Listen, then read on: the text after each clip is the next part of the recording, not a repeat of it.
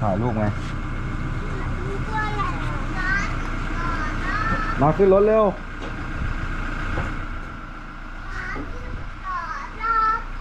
แหมมาขึ้นรถเลยครับวางหัวแล้วครับไปไหนกันครับเนี่ยไปไหนกันครับ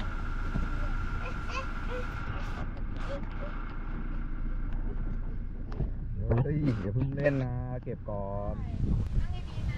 โอ้ยโลเก่งเลยนั่งไหวด้วยนู่นไปหาพี่นัทนู่นไหวไหมลากดีๆเป็นออสเหรอนี่ต้องหลบด้วยหลบเห็นหลบมานี่เดี๋ยวมันต้องขึ้นเนินด้วยนะเอ้ยลุงต้องถอยไปอีกมั่ง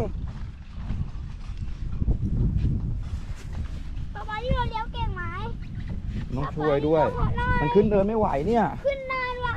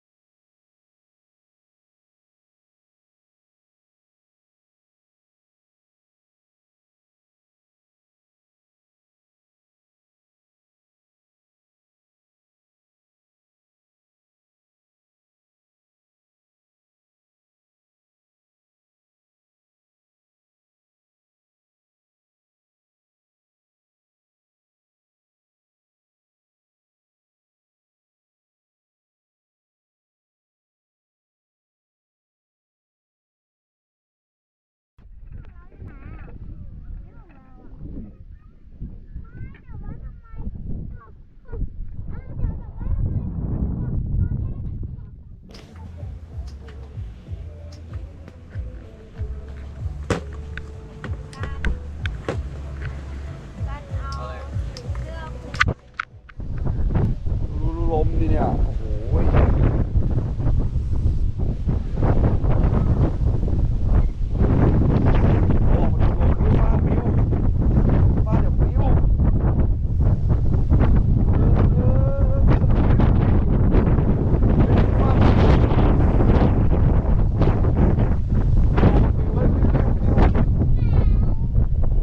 ลมแรงมาก